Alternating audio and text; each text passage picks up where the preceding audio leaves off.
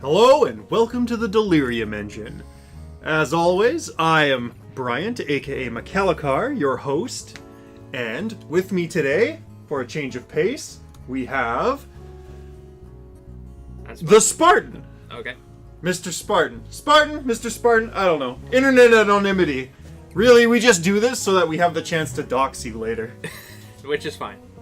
But unfortunately, Swampy, nor the Barbarian, nor Mr. Dagwood could be here today because they all have lives and jobs or lacks of cars or whatever. Some excuse that we will take them to task for later. So we're stuck with the Spartan, which is good because he might be a regular fixture because he sounded like he was interested in coming and talking about Dungeons & Dragons with us on our little radio show that has 11 subs. Check out that 10 subs party. See if you can find the secret, really bad 10 subs party. So, I guess I'll just talk to you first, Hey, who are you? Do you play games? You play tabletop? I play lots of games, lots of tabletop. Well, try to anyway. They tend to die out, unfortunately. But that's what being an adult is all about, right? Yeah. So, adulting is hard. Do you have a preference for genre or something like that? Like, I don't know, we're just... Fantasy's good. It's a good all-rounder, generally. Yeah, generally we talk about D&D on here, mostly because I think we play D&D the most. Yeah. But, I don't know, I try to step into other genres once in a while. I think that might be a show worth doing after we get through the rules of playership, which is the first episode. We're on the first episode of our topic, as you can see. Also with our new and improved, awesome production values. Yes, very fancy. Much fancier than before. Hopefully, hit that like and subscribe button, and we might just put more work into it. So, right now we're going to be talking about the rules of playership. And hopefully this won't be a series of Hugbox episodes where we all just agree with each other and talk about why we agree with each other. But if it is, then so be it. Then it just means that University Bryant, who wrote all of these rules for GMing and rules for playership, or rules for players, was a genius and brooked no tampering. So... Let's talk about our first topic. This week we are going to be talking about rule number 1. In character is where game grievances live. You are not your character. So just to what we usually do in this show, and because Mr. the Spartan hasn't ever been on the show before, and he's only watched I think 1 or 2 episodes. Yeah. But what we do is I usually explain sort of what my thinking is, or what I believed my thinking was when I wrote the rule, and sort of what I'm talking about here, because sometimes it's a little less clear. And then we sort of go ahead and talk about it. And if it turns into a hug box, I try to play devil's advocate and try to figure out ways to break our own rule.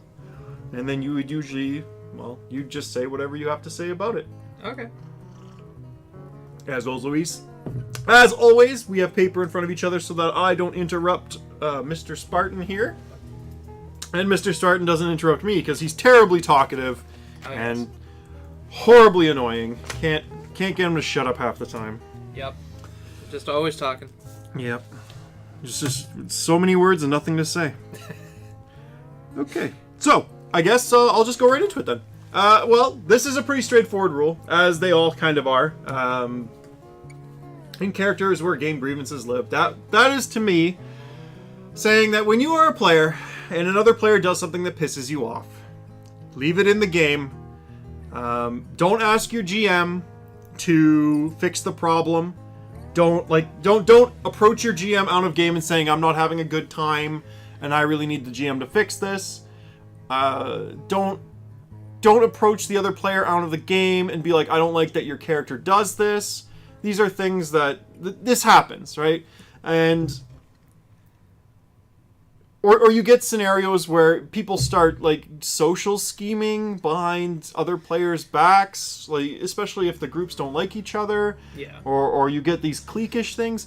The idea is, guys, you're playing in character, just play in character, and if your character or you playing your character don't like something that's happening, bring it up in game, because that's where the drama and the story is being created. The second line, "You are not your character," is an add-on, is like just sort of an addition. It relates to the same idea. Keep the game and the real world separate. This is pretty common sense crap, but this is sort of keeping Blackleaf. If you've ever read the Jack Trick track, where basically the girl plays D&D and her character dies and she goes and kills herself as a result. And back in the day when D&D was still very young, this was actually a real concern. Parents actually believed that D&D was sort of a gateway drug for Satanism, and when the Satanic Panic was going on and all this other nonsense back in history's time. Seriously? The D&D, yeah, people really thought D&D was bad news. I'm sure it's showing my age a little bit. Like, I wasn't there, but I was there at the end. Like, I remember getting a little bit of it because one of my friends, it wasn't with D&D, it was with Warhammer, like fantasy Warhammer, and my friend's mother really didn't like that he was getting into fantasy games for whatever reason. And his mother was just like, you know, he was playing Skaven, which were like these rat men or whatever, and she could sort of accept that. But then, like, she was like, "What army do you play?" And I'm like, "The undead." And she's like, "Oh," she got real sad and upset. Like, she got not really sad, but she got really upset, and she didn't like him playing, and she thought it was a real bad influence on him because we played Dungeons and Dragons and stuff. And I don't know. Huh. She wasn't very informed, but it's a thing. It was a thing, and I can see if that was the mainstream thinking, like every mother was like that, then I could see where these kinds of ideas came from. And there were some weird stuff that was going on. Like even later, like MMOs when they first came out, people were getting really into them. Yeah. And like freaking out, like they would go on, like mentally handicapped people, with like mental issues would start getting really crazy. I think one went kind of nuts and started screaming up and down the street and tried to kill people with like a knife or a machete or something, like because he was his character, because he'd been like gaming for 60 hours straight.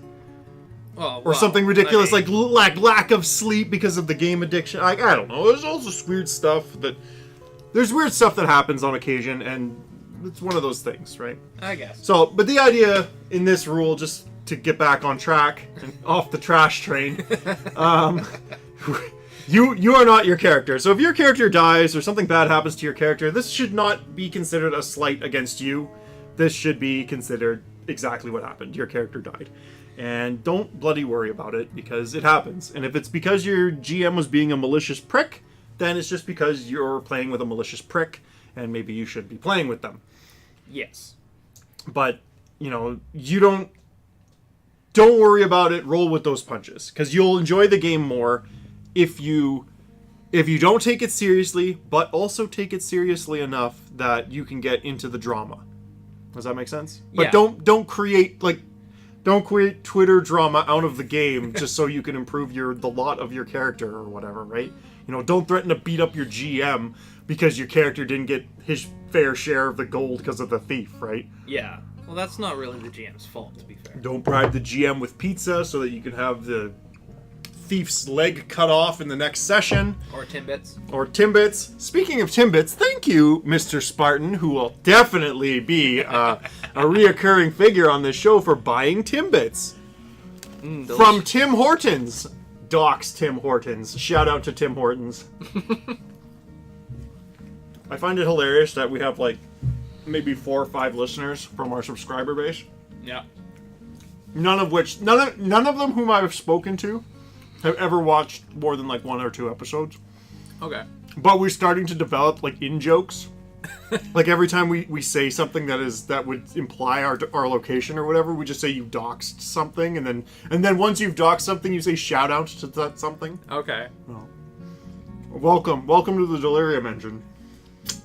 Sounds like a fun time. Okay. But so that's the rule. That's sort of where my thinking is in the rule. Okay. Do you have any thoughts about this rule? Like first part of the section, or even the second part? Like, do you have any thoughts? Do you have any experiences?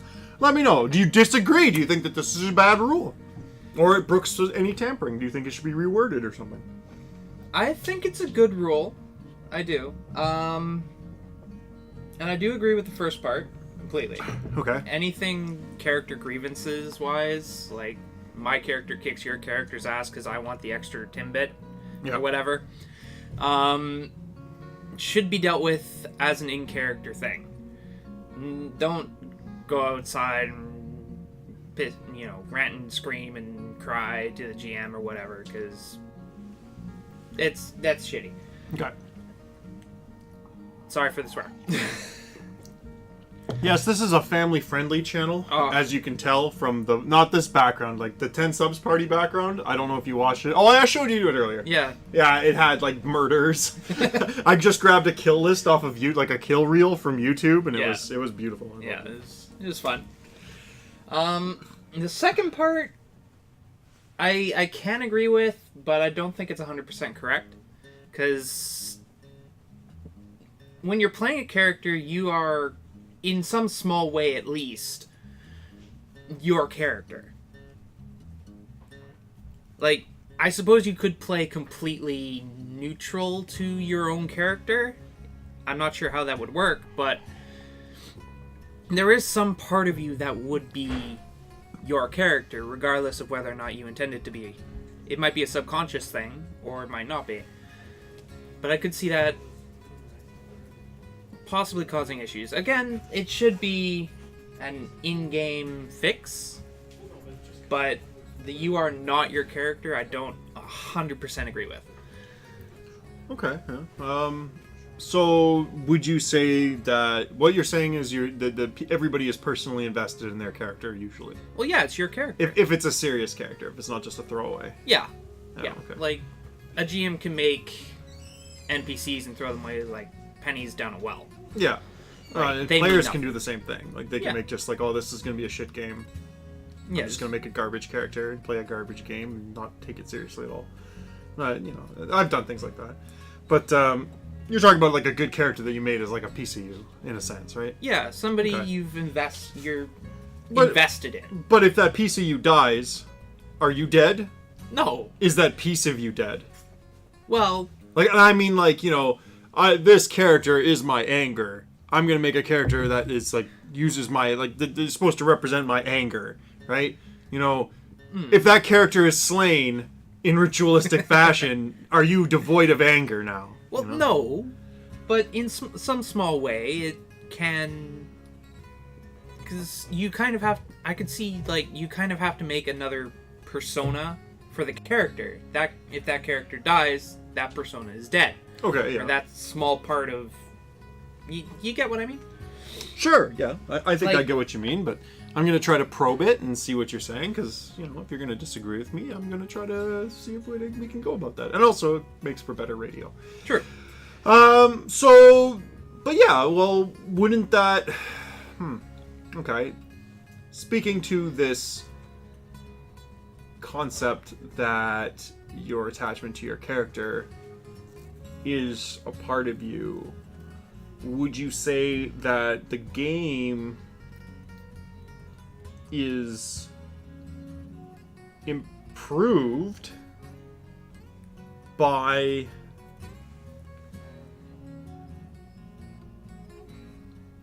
that investment?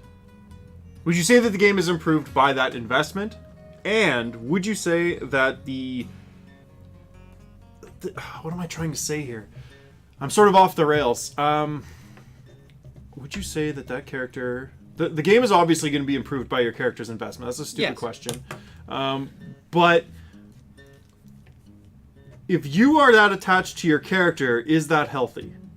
If you the person are so attached, like building a character that you are so invested in that it might actually make you mentally distraught to lose it, is that a healthy way of playing the game? That's what I want to say. Took me To go so far as to be mentally distraught over the loss of your character? Well, think about it. This is a PCU. Perhaps it's like a PCU. Like, I dream of having a wife and a family, so I'm going to make a character who has a wife and a family. He's mutilated and gutted by goblins in a horrible way. A fade to black kind of way. All right. Okay. What? There's no coming back. How are you? Yeah. How are you feeling about that? Like, as a person, person who's invested basically basically your hopes and dreams into this character, and then this is just destroyed. You know, to the point where you're just like, this was my character. This was me. I was Blackleaf. Oh, please don't be Blackleaf. But that's what I'm saying. Like, should you get that invested? No. How invested should you get then? You should definitely... You shouldn't be so invested into your character. You shouldn't put so much of yourself into it that should the character die or be otherwise removed from the game, that you become heavily emotionally distraught over the loss of your character. Like, don't go running and crying into the bathroom because Jim died. Okay. But being a bit upset that your character died, I could see as an understandable, because you've invested your time, you've built this character from the ground up. This is your thing. This is your person. You've designed and built them. Mm-hmm. To be upset over losing that is a reasonable response, in my opinion. Yeah, but I get mad when I don't win in a game of bowling, but you know, that's just because I've invested time and energy into it. But like, am I really investing myself, like, as a person? Like, this bowling ball represents, you know, my compassion.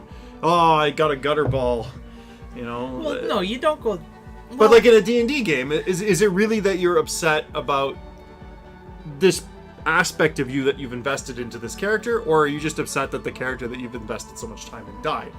And well, I think that can vary from person to person. I suppose so. I guess that's not really something that you can really make a judgment on, because everybody would be different. Yeah. Okay, but then I guess then the question would be, what's the healthy way? What would be a healthy way of producing a character that is both interesting and that has enough energy into it? Like, what do you think? If that question even makes sense. I think I get what you mean. Because I'm trying to tease out some sort of question that I don't quite grasp yet. Okay.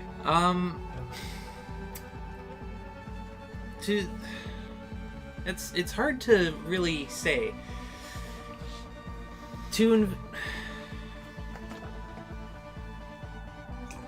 I'm trying to think of how to say it.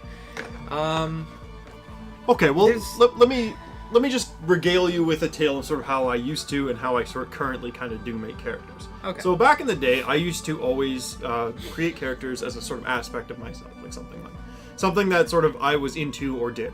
So, with the exception of my very first character, who was a female paladin girl, who's the only reason I picked a girl character was because I read the nymph entry and I didn't want to die instantly.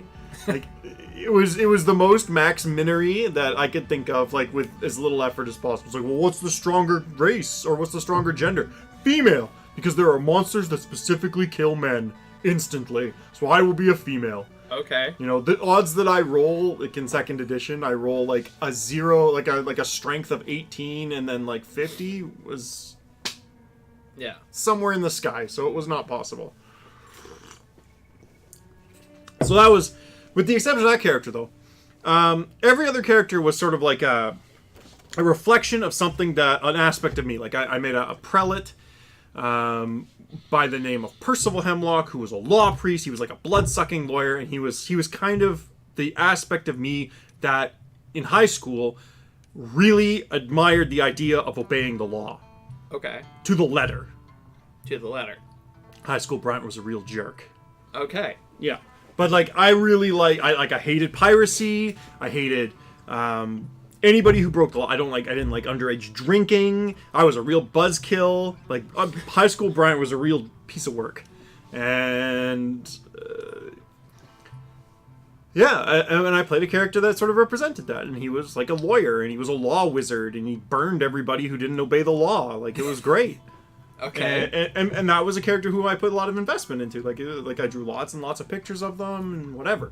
And then like the next character I did, a girl, woman, I guess, who like became a wizard and rags to riches. She was a maid and she seduced a wizard, and then she became a wizard, and then over the course of the campaign she became like a countess or the ruler of a small city, and Gazangrass was formed, and this was like all of this stuff, right?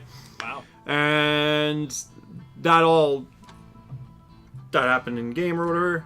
And the only reason you say wow, just for the players, this isn't like, it's just because he ran a campaign, and that world, that place came up in the game, and it was actually fairly important. It had a whole history, and that's he just realized now that whole thing was one character in high school. That was the wow, not the wow, Brian. That's a great story, because it wasn't. It was just a trash D&D story. But and future characters, like the same idea. It's like little bits and pieces of me that I used. And I was lucky enough that I didn't have very many characters that died. Perhaps because I was just people just didn't want to piss me off, or maybe I played really well, but I don't lose a lot of characters. Yeah. So I never had to encounter this whole like crisis of existence.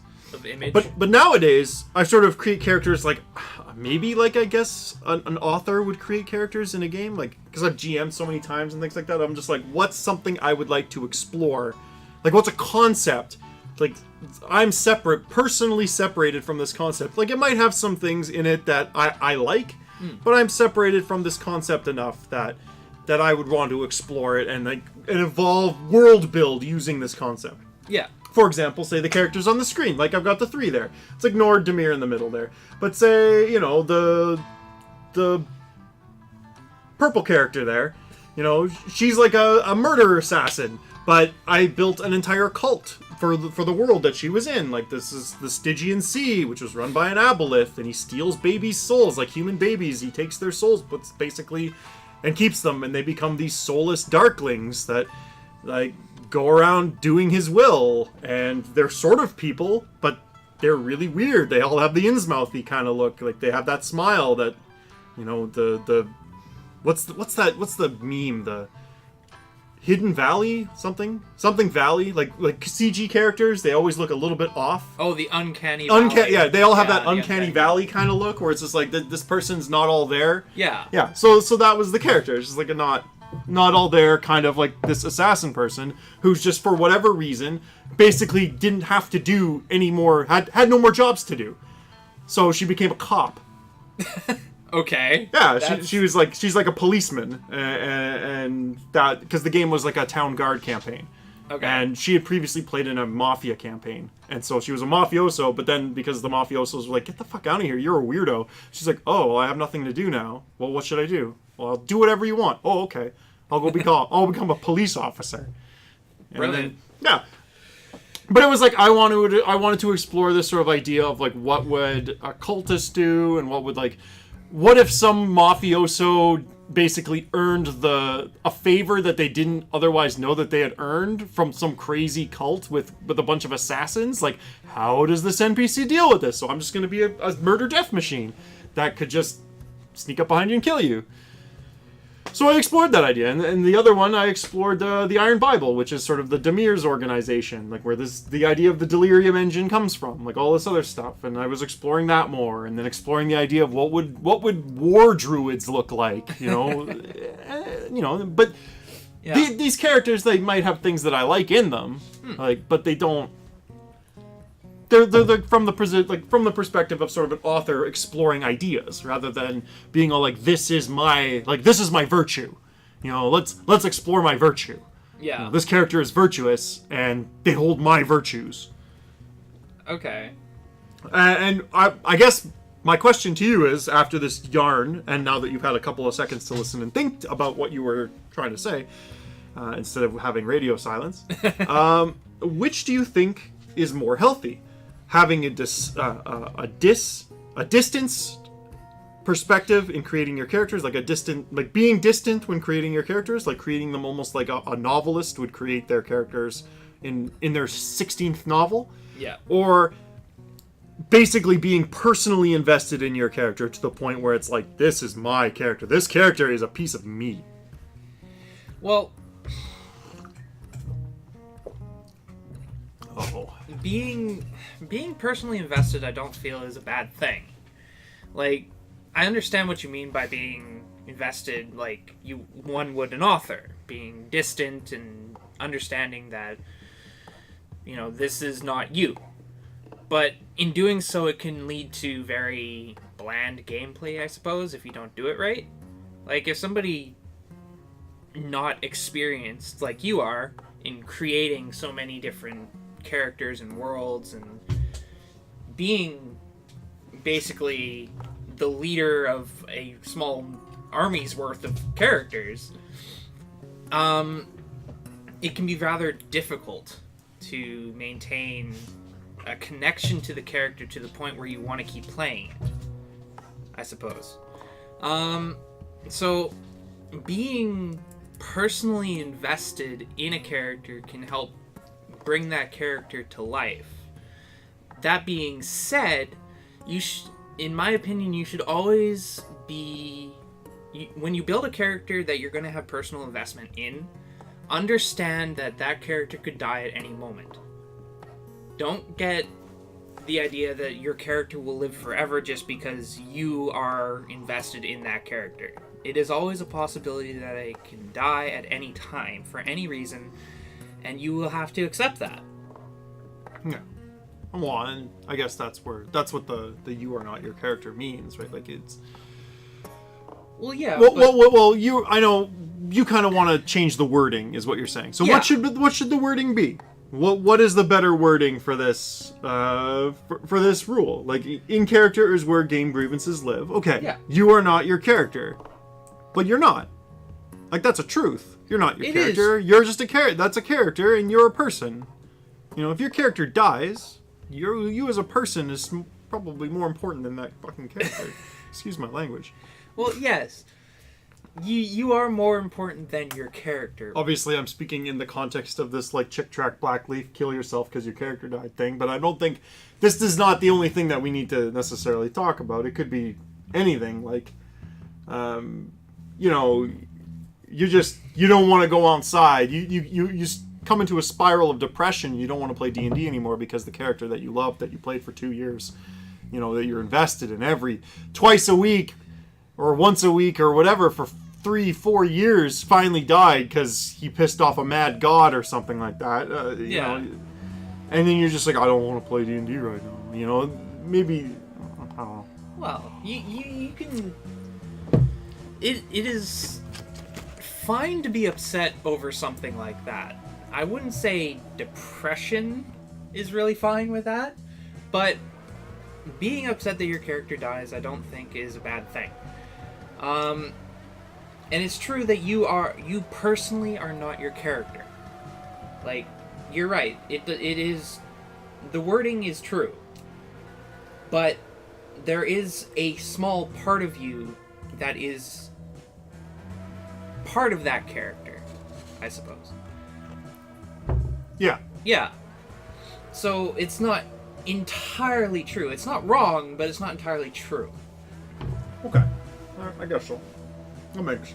Like... I see what you're saying. And that's... Alright, sure. So, where would you say the line of investment should sort of be? Like, should you be, like, wholly invested? Like, this character is me. I'm literally playing the Spartan. That's me! I'm playing me! If you kill this character, you kill me! No, that's too much. Okay. So then, obviously, if there's a too much, and then you're arguing for a certain amount of investment, where's the line? Well, don't invest yourself so much that you are the character. Like, that's too much. Okay. Well, how about half of me?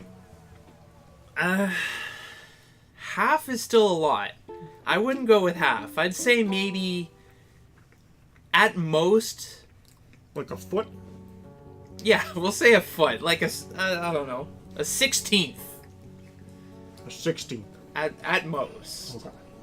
Like, there's a certain absurdity. Yeah. To asking how much, but you know, like, should it just be based loosely on yourself so that you're not so attached, but you're attached enough that, like, maybe these emotions or whatever that you're putting into your character are real, so that you can really get into the game? Yeah. Because you don't want to be so detached from your character that it's... Well, then you end it's up a with blank robot slate. talk, right? Yeah. Where it's like, my character speaks to the barkeep and asks for things. It's like, well, come on. Why don't you just say, barkeep, give me this thing? Yeah. Like, that's a level of detachment that... It's too much. You can't really enjoy a game where you're trying to... I guess then are you saying, though, do you need that level of personal attachment to play a game in a way that's interesting? So, like, instead of being, quote, like, being detached from your character in a roleplay sense, do you... Like, to be attached to your character in a roleplay sense, do you have to be attached to your character in an emotional sense? At least in your opinion. In an emotional sense? Because that's your argument for being emotionally invested in your character, right? Is that you'll basically play better, you'll be more interested in your character, and it's good to be that. It's good to have that like personal investment, Yeah. of yourself in that character. So, do you require that personal investment in order to play your character in an interesting way, in an attached way, like in a role playing sense? I think it depends on how well you can play detached. Like, going back to the author versus, I don't know, just some random dude on the street. Or high school Brian. Sure. Right? Being able to emotionally invest in your character is a good thing for helping bring the character to life. But if you can detach yourself to the point where you can be like not the voice inside your head, but like the narrator to a story, you can still make the character come to life. It's just, it would be a harder thing to do, I think. Okay. All right. So it's kind of like,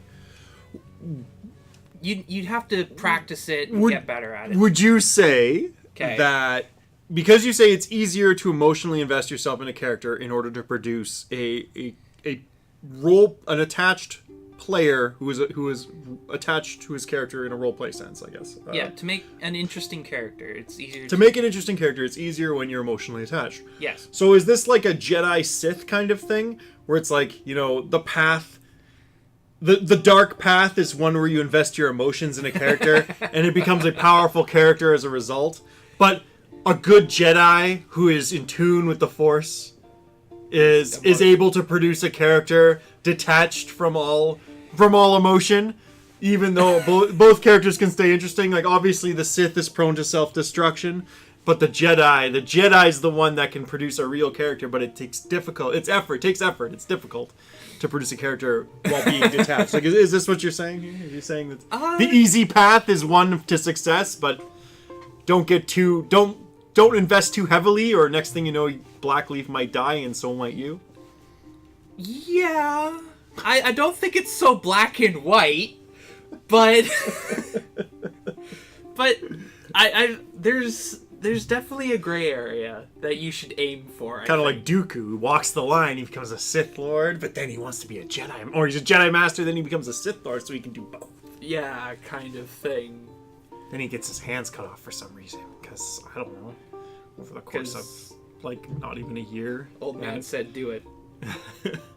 Yeah, old man said, do it. Yeah. Those prequels were awesome. And there goes half the viewer base. Yep. Down back to a 5 subs party. We'll go back to the 2 screens. No video in the background. Production costs have dropped. Yep, considerably. Yeah. So, okay. I guess we've teased out the character thing. So then, so in the conclusion of that particular part of the conversation is that, emotional investment in a character is an easy way to become interested and attached to your character, but it is not necessarily the only way, and it is not necessarily the most healthy way.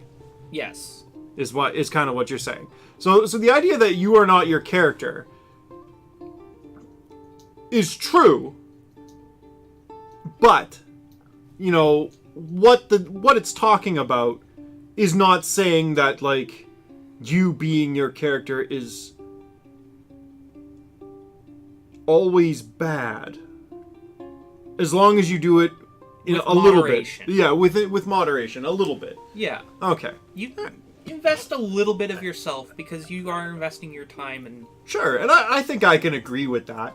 I don't know if I would necessarily change that. That just sounds like that's something that if I go ahead, well, when I guess I go ahead and write the sort of rules for GMs and rules for players, little manifesto.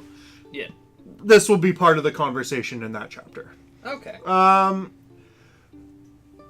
So I guess we'll go back to the first line, is in characters where game grievances live. So we both agree on this. So in traditional Welcome to Delirium engine fashion, I am going to try to play devil's advocate and see if I can find a way to get you to change your mind and disagree with me. So... Well, I can already think of one myself, but... Oh, well, like, please, do tell. Well, going back to the second part, just to touch on, because you are invested in it, at least a little bit. Some people. Well, most people. I don't know. Depends on the person. Anyway. Assuming there are people who are invested. Yeah. Like, in your scenario here that you're bringing up. A character grievance could come from a personality trait of the character creator, which could cause issues outside of the game, like a peek behind the screen door of what this person's actually like, type of thing. What, like, so, for example, let's say, you know, Jonah has built a character who really likes looking at little kids in the tub, and you're just like, out of game, you approach your GM, and you're like, I don't think that's role-playing. We should probably kick him out of the group. Yes, I know I'm playing an 8-year-old character, but can we not have him stare at me in the tub? Like, just to take things to an obvious extreme, but you know what I'm saying, right? Like this. Okay, so, but in this situation, you got, like, this is not you just, like, evicting a player or bringing up drama necessarily. Well, no, it is, because this guy may be just acting. Like, he may just be being in character, and he's like, yeah, I just want to play a pedophile. Yeah. And well, that comes with its own interesting...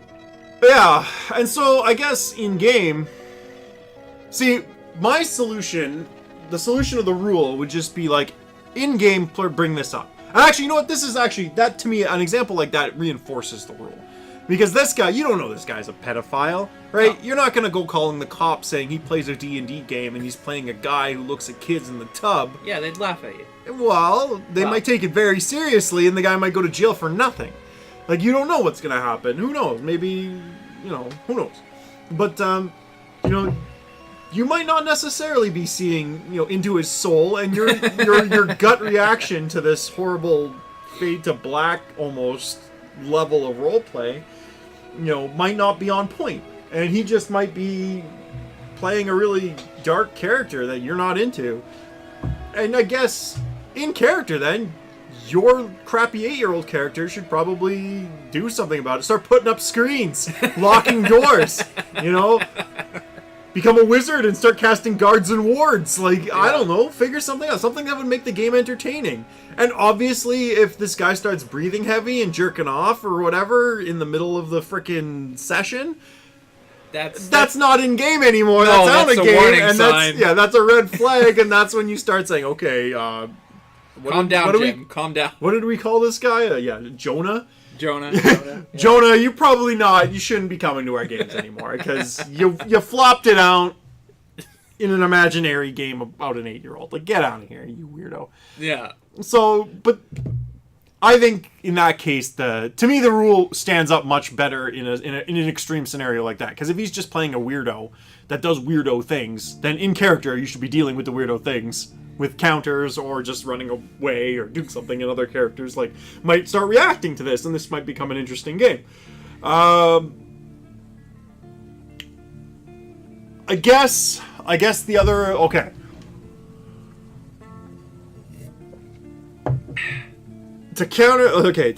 to attack that rule. Yeah. Let's take the same scenario, but let's assume there are no other players. It's just Jonah and the guy playing the 8-year-old.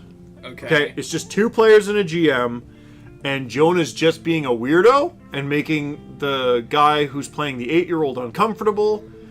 And there's nothing that this 8-year-old, despite every effort, it's just the game is becoming really weird and really it's just becoming odd. Like, it's becoming this really, like, strange game. Is that an okay time to, like, attack the in-character grievance thing? Where it's like, in-character stuff just isn't making the game fun for you.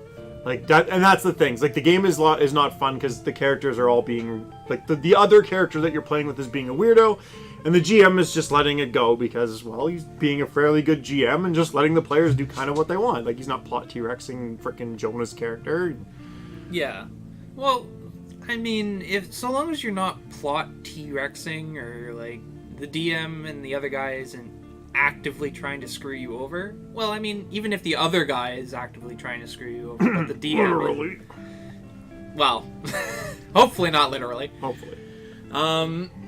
So long as the GM isn't on the same bandwagon, I think it should be an in-character fix. Like, okay, so what would be the in-character fix? If you're not having fun in the game because you're playing an 8-year-old character and the other guy's playing a weird pedophile, what are you doing? Well, do you my suggestion, if I had to give one, would be change your character. Yeah, that's what I would go with too. Be like, okay, well, obviously I can't play this 8-year-old character. It's not gonna fly. GM intervention, I need a portal out of here. 8-year-old character escapes somehow, and the GM's just like, okay, fine, we'll change them. Or, sporadically polymorph that character into a giant minotaur, which just happens to be your next character.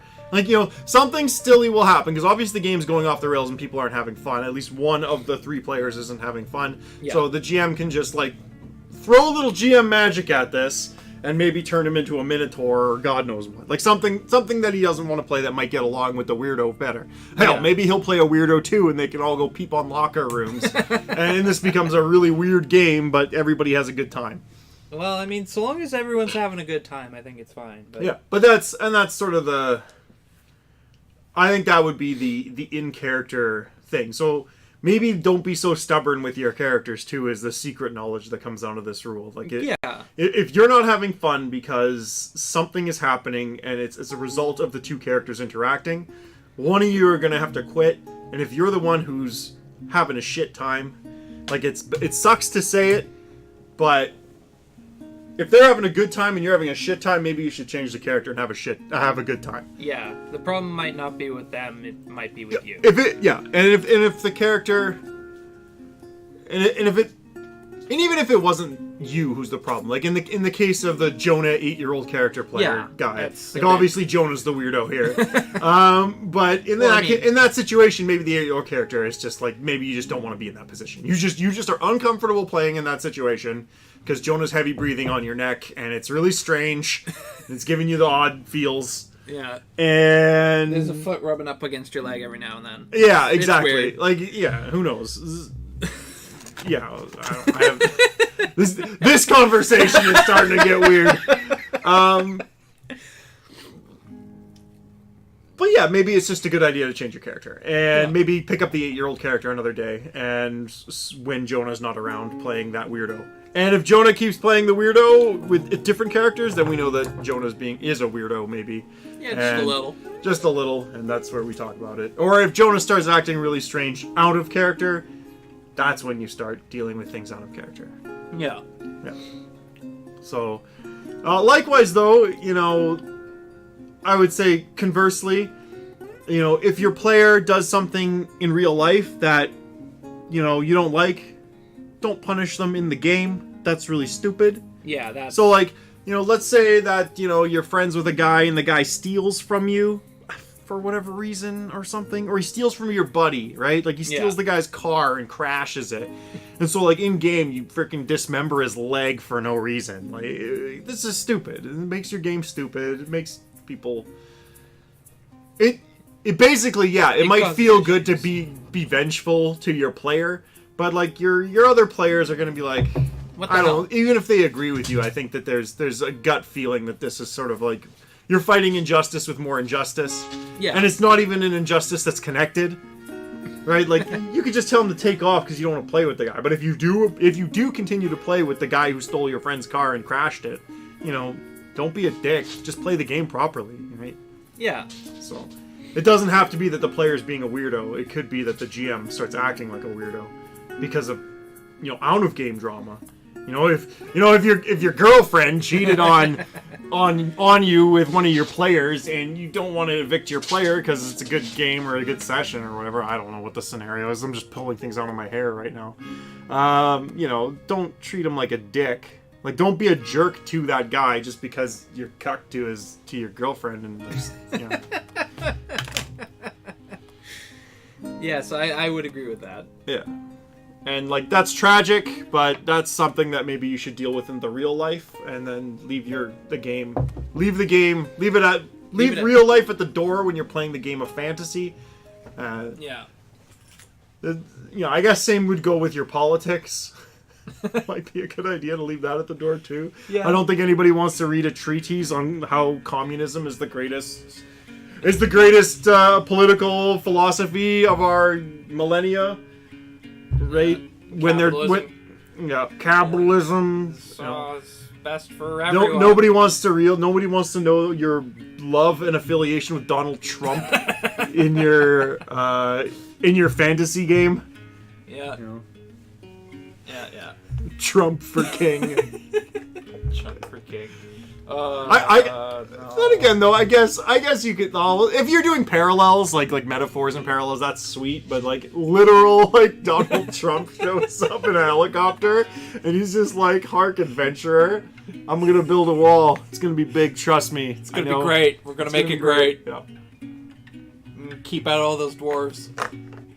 Those dwarves, they're all rapists. They're taking our jobs. Just a bunch of fate to black people. Okay, so I guess that to sort of summarize there, yeah. Games in real life are separate. That's a real simple one. And can I think of any other reasons? Like, I can't think of any scenarios. Like, that was probably the most extreme scenario I can think of. And unless people are doing things in real life, like when they're playing the game, like I don't think you should do anything about it. You should do things like that in real life. And if people are doing weird things in game, do weird things in game. And I guess if everybody doesn't like it and the one guy's doing really weird things, you know, play it in character if you can, and if you can't, just maybe that's the one exception. Yeah, okay, everybody, like 5 players are having a bad time, right? Yeah. One guy's doing something stupid all the time, and he's just, I don't know, he just sucks to play with. You know? You should probably even deal with that in character. And then just not invite him back to the next game. Because he's not fun to play with, he's being a jerk. Yeah. Like, I don't know, like, yeah, he's just killing everybody or randomly trying to attack everybody. You know? And you should deal with that in game, because it's part of your story, but maybe if that's every character he plays every time, I don't know, maybe that's just not the way to go. Yeah. Maybe that would be the one scenario. But that's not is that necessarily a game grievance? That's a grievance with the guy and the way he's playing the game. He's playing the game like a jerk, but maybe not. Yeah. That's that scenario. What do you think of that? Like, okay, one guy is being a jerk in the game. He's basically ruining the game. Everybody complains about him all the time. What do? You kick him out of the game? Well, yeah, I think you should talk to him at least. Like, maybe not kick him out right away, but be like, hey, you know, everybody's taking issue because you're being a dick. Can you stop being a dick? Or stop causing issues with everyone else because you're making the game not fun for anyone except yourself. Yeah. And if he comes back and says, you know, he turns himself around and starts working with the group and everybody starts having a good time, then yeah, keep him in. But if he keeps being a dick and he's not willing to listen and make a change, then yeah, maybe you shouldn't invite him back to the next game. Yeah. So yeah, I guess that's like, and yeah, all the things he's doing are in character. But then again, like, is it? I don't want to tie myself in weird knots right now, but like, if a guy is doing something that's so sporadic and out of character all the time that he's basically just ruining the game, is he really doing stuff in character? Is he doing things in a character? Like, I guess if he's in character and the character just happens to be annoying, no. You know, you should deal with that in character. Yeah. But if the player is not even playing in character and just acting like a dick, where it's like, this guy stealing my stuff? No? I still stab him and take his stuff all the time. You know, or whatever, you know. What do you do? Oh, I attacked the party because it's funny. I killed you. Like, or something like that. Like, just being just a bad player. That's not fun for anyone. Yeah. I guess that wouldn't technically it's technically in character because his character is the player playing a bad character, but well, I guess that would be where you would approach that player and just be like, listen, stop playing schizophrenics or whatever these like weird multiple personality these people with like 100 assholes. multiple personality disorders and can't figure out what the heck they actually are. Yeah. Who follows none of the other rules for playership. And just chill out and play a proper character. Like, don't be a dick to everybody, because then they'll just tell you to go away because you're not playing a character. You're playing nothing. You're not playing a character. You're just playing a guy who is ruining the game for everybody else. Yeah. You're not even playing a guy. You've made it stats on page and are interfacing with this game in a way that is making everyone miserable. And they're trying, like, and if all the other players are trying to be in character and stay in character to do this, like, I found that when this kind of thing happens, because it's happened in games, usually the players just kill that character. Yeah. And then that player will make another character and start doing the same thing, and they'll just be like, oh my god, kill them, and they kill them again. And it's like 6 or 7 iterations will happen, and they'll eventually get the hint and stop coming, because they'll never get anything done, and they immediately die every time. Yeah, well, I don't think it should go that far. Like, well, if you keep building a character that keeps kicking everybody in the nuts again and again and again, you know, eventually you're just like, okay, well, every new person that happens to come across our path, we're going to treat with utter disdain. And and anytime anytime they step on a line, it's sleep spell, slit throat every time, or whatever, you know. Yeah. Well, like, if the character handle it in game, like, if you have to go so far as killing the guy's character, then Well, the players would. Yeah. Like, the GM probably shouldn't be just shooting arrows at the character and killing them or anything. No. That should definitely be a which is player also thing. another rule, I might add. One of the rules for quite a ways later is actually about when you can kill other players. I thought that might have been a segue. No. Oh. No, it's not. Oh well. Keep it going. Okay. But yeah, if you have to kill the guy because he's being a dick, like, you do what you have to do to try and fix not necessarily fix, but recover the game, I suppose. Mm-hmm. But if he just keeps doing it, like, I'd say after the second or at most third time, you have to, like, come in and be like, no, hit him over the head with a stick. Then you should probably talk to him and be like, what the hell are you doing, man? Yeah. You're causing issues. Yeah. And that's probably, where you start realizing that this guy is not playing a character. He's just being a jerk. Yeah.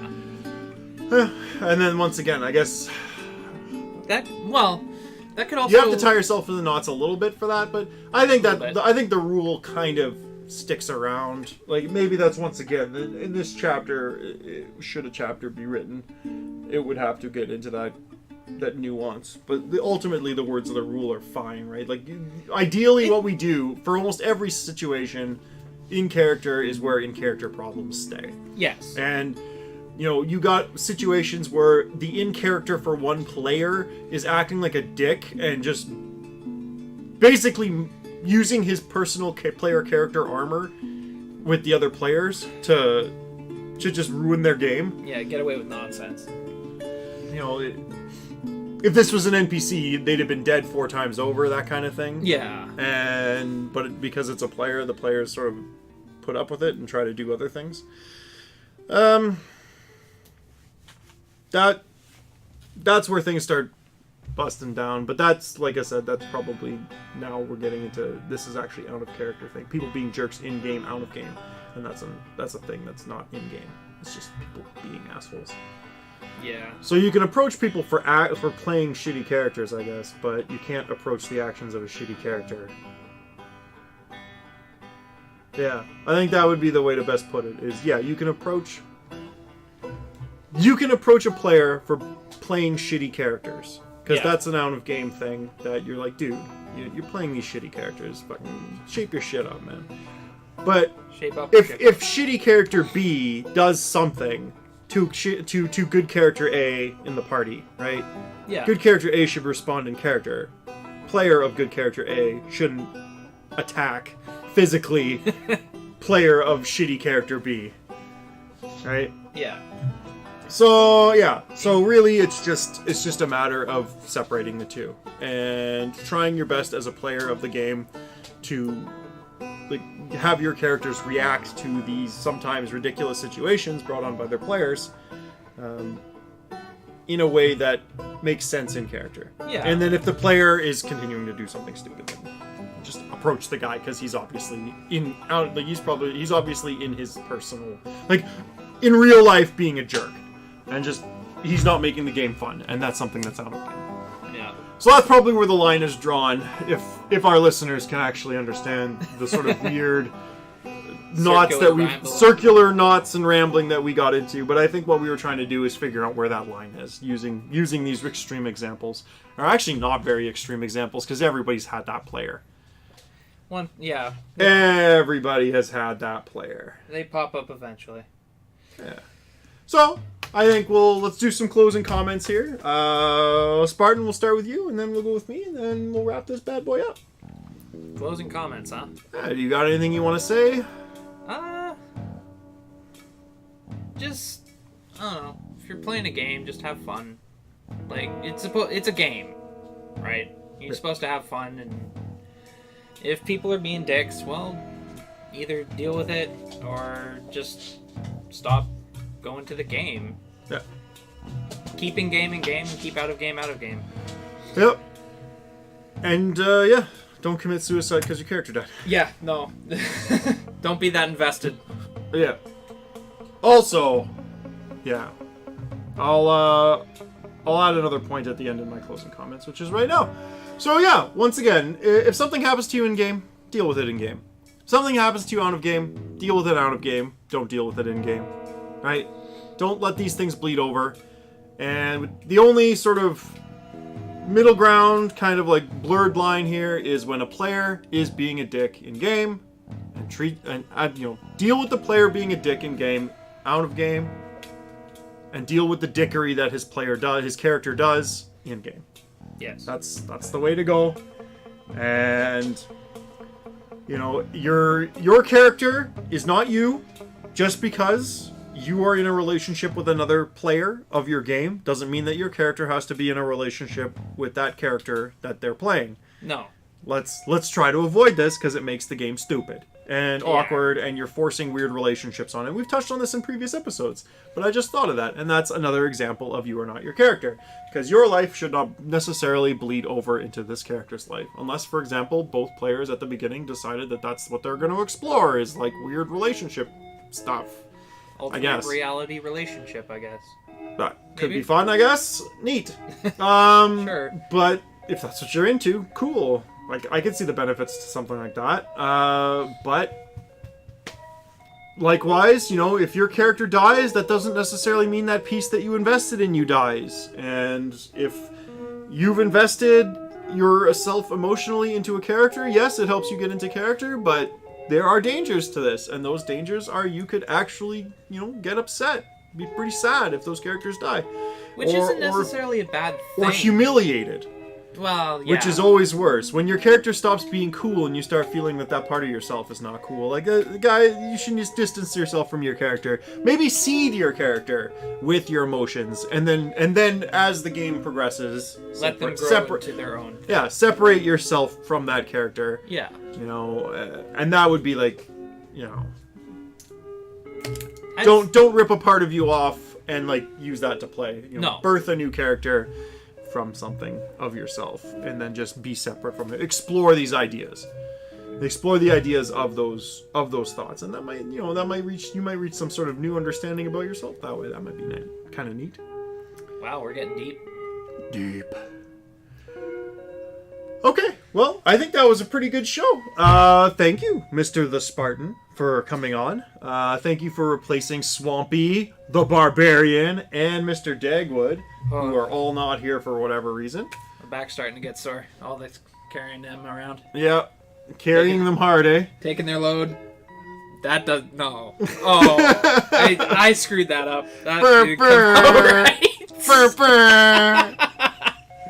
Yeah, we're back to the trash train. Oh, God. Okay, so, as always, thank you for listening, and you all take care, and have a good night.